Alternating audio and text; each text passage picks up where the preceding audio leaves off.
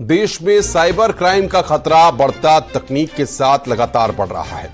झारखंड के जामताड़ा ने cyber crime में एक अलग पहचान देश भर में बनाई थी, लेकिन अब राजस्थान का भरतपुर, उत्तर प्रदेश का मथुरा और हरियाणा का नूह मेवात नए जामताड़ा के रूप में पहचान बना चुका है।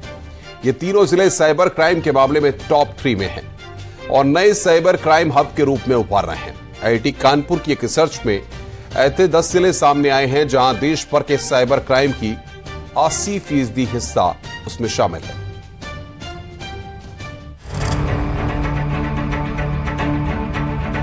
वक्त के साथ तकनीक ने हर क्षेत्र में बदलाव किए। पलक झपकते ही मनी ट्रांसफर, बटन दबाते ही पैसा हजारों मील एक शख्स से दूसरे शख्स के पास। लेकिन इस सुविधा से कुछ समस्याएं भी पैदा हुई और समस्या की जड़ में है वो शातिर जो आपकी एक गलती का फायदा उठाएंगे और आपके अकाउंट में पलक झपकते ही सेंध लगा देंगे। जब तक आपको अपनी गलती का एहसास होगा, आप एक ठगी का शिकार हो चुके होंगे। अगर अब आपको कोई ऐसी कॉल आए जो आपको करोड़पति बनने का ऑफर दे, या फिर कोई ऐसी कॉल जो आपको लुभावने ऑफर दे रही हो, तो आपको सतर्क हो जाना चाहिए, क्योंकि आप साइबर फ्रॉड का शिकार हो सकते हैं। लेकिन जरूरी नहीं है कि यह कॉल झारखंड के जामताड़ा से हो या फिर हरियाणा के मेवात से हो। दरअसल आमतौर पर लोगों को जानकारी है कि जो साइबर फ्रॉड के मामले होते हैं वो अधिकांशतः इन्हीं जिलों से होते हैं। लेकिन एक स्टडी के अनुसार अब 10 अन्य जिलों ने मोस्टली जो फ्रॉड होते हैं उनकी जगह ले ली है। ठगी के इस खेल को खेलने वाले शातिरों को पकड़ना बेहद मुश्किल है। साइबर क्राइम के लिए बनाई गई स्पेशल टीमें दिन रात काम करती हैं, तब जाकर कहीं कोई इक्का दुक्का केस सोल्व हो पाता है। इसकी वजह है इन शातिरों का बेहद शातिराना तरीके से काम करना। अब एक स्टडी में पता चला है कि देश में होने वाले साइबर क्राइम करने वाले 80% शातिर 10 जिलों में ही मौजूद हैं। मतलब ये 10 जिले अब नए जामताड़ा बन रहे हैं। अब तक जामताड़ा साइबर क्राइम के मामले में सबसे आगे था, लेकिन अब इन 10 जिलों के अंदर बैठे ये साइबर क्रिमिनल जामताड़ा को भी पीछे छोड़ रहे हैं और इन 10 जिलों में सबसे आगे हैं हरियाणा का मेवात और उत्तर प्रदेश का मथुरा।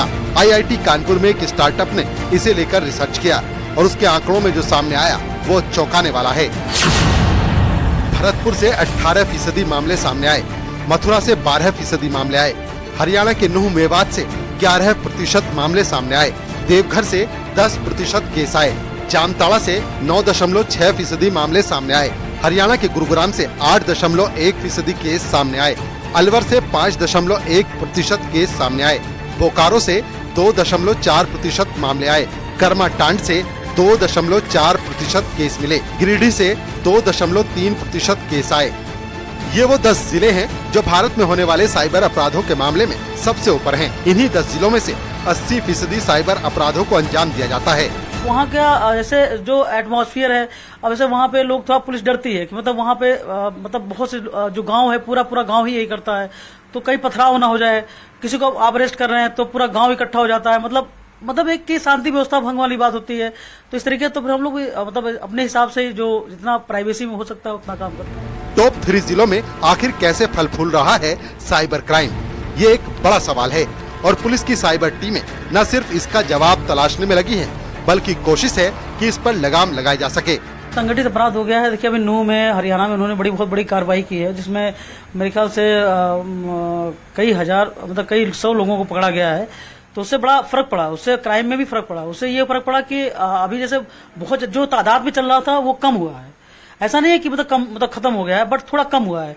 तो इस कार्रवाई का ये फर्क पड़ा। उससे क्या हुआ कि जितने भी पूरे भारत के जितने लोग स्टेट के थे, उन्होंने हमारे एमएचए के माध्यम से एक वो जारी किया गया कि ये मोबाइल नंबर बरामद हुआ, ये चीज है। तो जिनका जिस मुकदमे कनेक्ट हो रहा था उन लोगों ने उनको अभियुक्त बनाया। तो जैसे नूह में एक प्रकार से हुआ, ऐसे ही हर जगह होना चाहिए, चाहे झारखंड हो, चाहे 24 परगना हो, चाहे वो वेस्ट बंगाल हो, कोई भी हो, तो हमारा कहीं भी हो, तो एक संगठित पुलिस कार्रवाई होनी चाहिए, जैसे कि हुआ है। भरतपुर दिल्ली से करीब, डिजिटल लिटरेसी बेहद कम, फटाफट कमाई का लालच, पुलिस की पकड़ से दूर।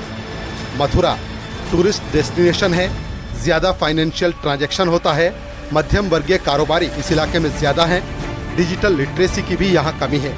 नूह मेवात दिल्ली एनसीआर में मौजूदगी, छिपने की अच्छी जगह, साइबर अपराधियों का गढ़ है, फटाफट पैसे कमाने का लालच। ये बहुत ही छोटे स्मॉल टाउन से ऑपरेट की जा रही हैं। जैसे कि अब ने वेब सीरीज़ देखी होंगी, कुछ स्पेसिफिक टाउन्स का इसमें नाम है कि ये वहाँ से ऑपरेट की जा रही हैं। इसका मुख्य कारण क्या है कि एक तो डेटा कनेक्टिविटी हमारे पास बहुत ज़्यादा स्ट्रॉन्ग है। आप आज देश के किसी भी कोने से किसी दूसरे कोने तक कनेक्ट हो सकते हैं डिजिटली, और आपको किसी से भी बात करनी है via WhatsApp, via telephone call आप कनेक्ट हो सकते हैं।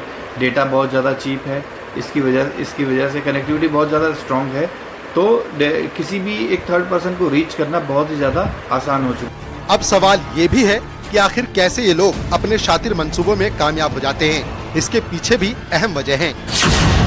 दरअसल हैकिंग टूल और मेलवेयर तक आसान पहुंच, KYC और वेरिफिकेशन की अनदेखी, फर्जी ID को ट्रैक कर पाना भी मुश्किल, फर्जी दस्तावेजों से सिम कार्ड मिलना संभव, ऑनलाइन मिल रहे अफोर्डेबल AI टूल्स। MHA भी कोऑर्डिनेट कर रहा है और तमाम राज्य सरकारें भी प्रयासरत है। ऐसे में लगातार कोशिश ये होती है कि हम विक्टिम्स को हेल्प करें, जो आरोपी हैं उनको पकड़ा जाए, उनकी डिटेल्स निकाली जाए। लेकिन एक बात निश्चित तौर पर जो दर्शक हमें देख रहे हैं उनके लिए है कि ये 10-12 जिले टॉप मोस्ट हैं। अगर आपको यहाँ से कॉल्स आते हैं, आपके ट्रू कॉलर पर शो करता है, तो उसको लेकर आपको विशेष अवेयर रहने की बेहद जरूरत है। कैमरा पर्सन संजीव के साथ शिवम प्रताप, नेटवर्क 18, नोएडा। रुक रहे हैं यहाँ पर एक ब्रेक के लिए। ब्रेक के बाद खबरों का सिलसिला लगातार जारी है।